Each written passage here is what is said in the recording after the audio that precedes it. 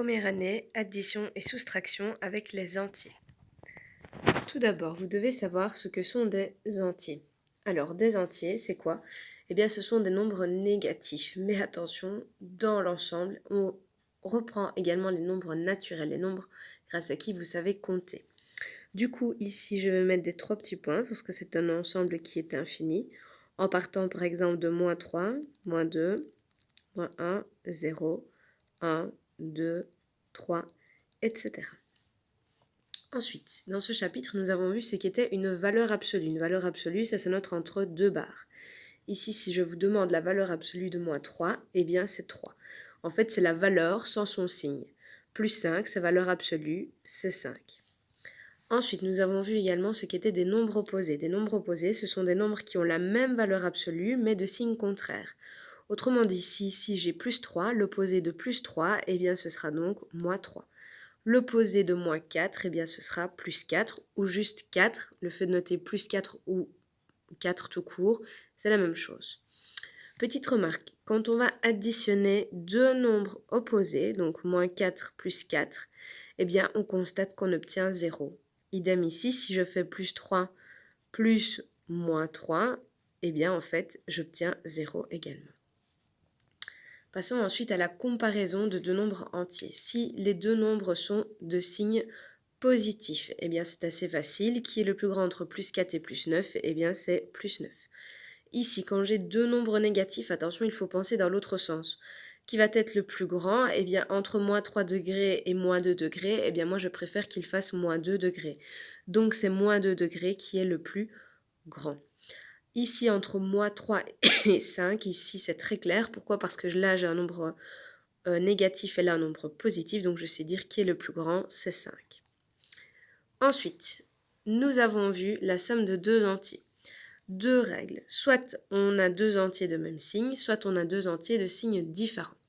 Si on a deux entiers de même signe, eh bien on va conserver le signe, d'accord? Donc ici par exemple j'ai -2, -5, je vais conserver le signe puisque les deux sont négatifs, donc moins, et je vais additionner les valeurs absolues. Je vais donc faire 2 plus 5, ce qui me fait 7.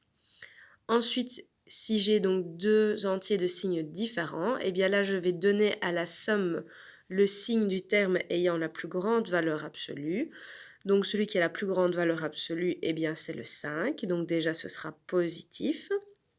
Et je vais soustraire les valeurs absolues en commençant évidemment par la valeur la plus grande, donc 5 moins 2, ça va faire 3, donc réponse finale plus 3.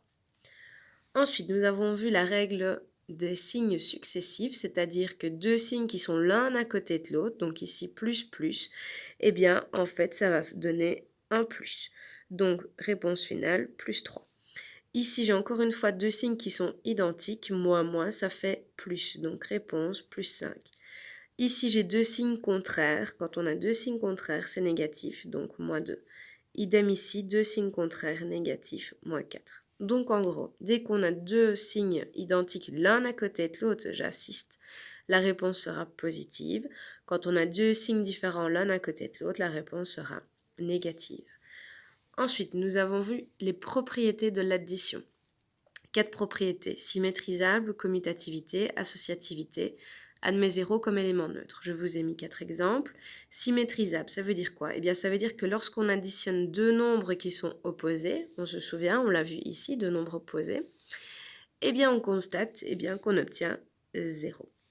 Ensuite, la commutativité. Ça veut dire quoi la commutativité? Eh bien, ça veut dire qu'on peut changer l'ordre de mes termes sans changer en fait la réponse de mon calcul. Exemple, -3 plus 2, eh bien je peux très bien noter 2 moins 3. -3 plus 2, eh bien en fait ça fait -1, et 2 moins 3, ça fait aussi -1. Donc on constate bien que ça ne change rien du tout à mon calcul. L'associativité. Alors l'associativité, pensons à des gens qui s'associent. Donc ici je vais associer -3 et -7, ce qui va me faire -10 plus 11, ce qui va me donner -10 plus 11, 1. Attention, si j'avais additionné -7 plus 11, par exemple, eh bien, j'aurais obtenu -4, et puis -4, -3. Plus 4, -3, eh bien, ça me donnait donc 1, donc ça donnait exactement la même réponse aussi.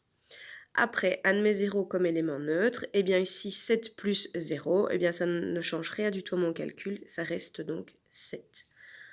Ensuite, nous avons vu dans ce chapitre les coordonnées d'un point. Alors les coordonnées d'un point, ça se note toujours entre parenthèses, séparé d'un point-virgule. On notera d'abord la valeur en x, donc qui se lira sur l'axe des abscisses, et puis nous donnerons la valeur de y qui se lit sur l'axe des ordonnées. Voilà donc pour ce chapitre sur les entiers.